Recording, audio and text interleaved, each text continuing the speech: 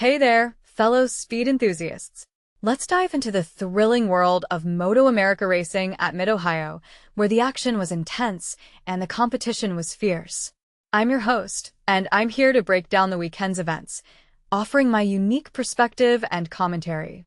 Get ready for a wild ride as we explore the highs and lows of the races, the strategic moves, and the dramatic moments that kept everyone on the edge of their seats.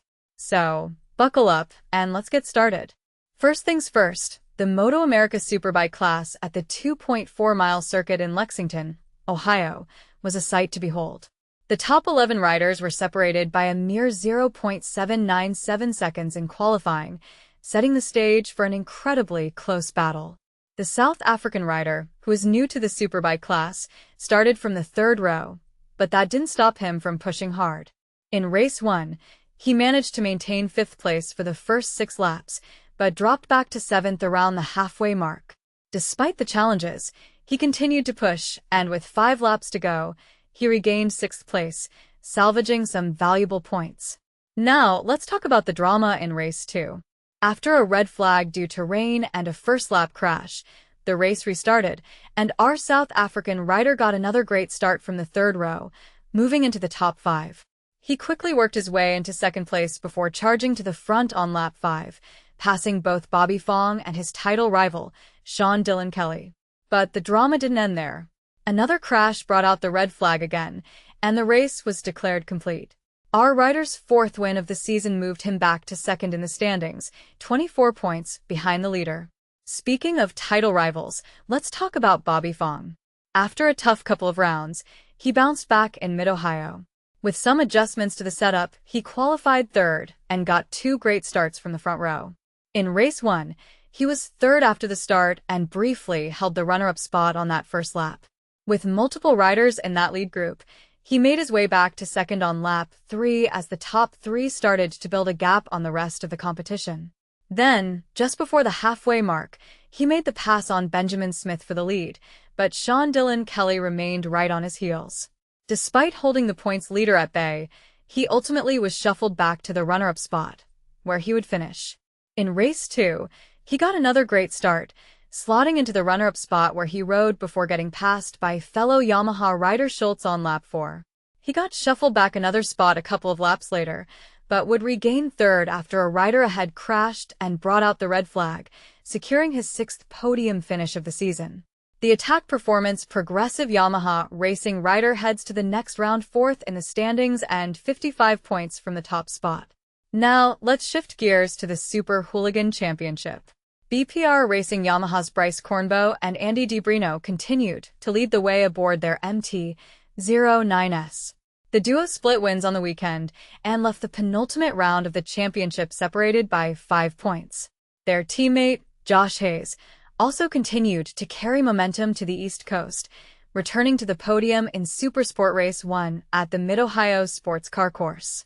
Moving on to the support classes, BPR Racing Yamaha's Bryce Cornbow and Andy DiBrino carried the momentum from the West Coast rounds to Mid-Ohio, once again splitting wins in the Super Hooligan Championship. Team owner Cornbow led the initial charge, topping the timesheets and setting a new lap record for the class at the Mid-Ohio Sports Car Course. After passing his teammate on the second lap, he rode away to secure his 2nd win in the class and tied DiBrino for the points lead. DiBrino answered back on Sunday, reclaiming the championship lead after another BPR Racing Yamaha 1-2 finish. It started out as a repeat of race 1 with a rider from the Pacific Northwest grabbing the whole shot and then being passed by Cornbow on lap 2. But in the end, DiBrino would take home his 3rd win of the season. In the Supersport category, South African superstar Darren Binder, Celtic/Economy Lube Plus Tire/Warhorse, took both race wins, the first by 0.050 seconds and the second by 0.039 seconds in 2 nail-biting encounters. Binder's teammate, Riston Grigg, failed to finish race 1 and finished 13th in race 2. Now, let's talk about the MotoAmerica Twins Cup.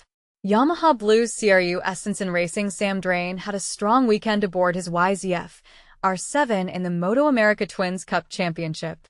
Fresh off earning his 2nd Nicky Hayden AMA Horizon Award of 2026, Drain added his name to the short list of riders to win the honor in both flat track and road racing.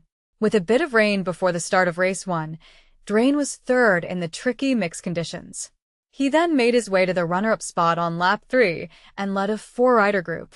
On the following lap, he was shuffled back to 5th and then further back to 7th before the halfway mark.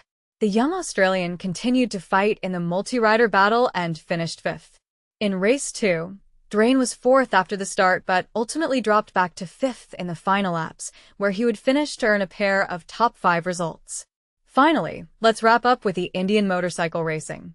Following a dominant weekend sweep at Mid-Ohio Sports Car Course, Indian Motorcycle and Vance and Hines' first factory racing collaboration is rewriting the king of the baggers record books.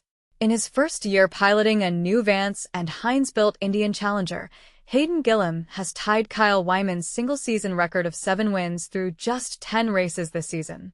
With 4 races remaining, Gillim is poised to reach a new milestone and set a new standard for performance in the KOTB series. In total, the JNP Cycles/Modal/Vance and Hines Factory Indian Motorcycle Racing has a combined 8 victories, 17 podium finishes, for 1 to 2 finishes and 1 full podium sweep. So, there you have it, folks. That's a wrap on the MotoAmerica racing at Mid-Ohio. It was a weekend filled with thrilling races, strategic moves, and dramatic moments. Stay tuned for more exciting updates as we gear up for the next round of MotoAmerica racing. Until then, keep the passion for speed burning bright.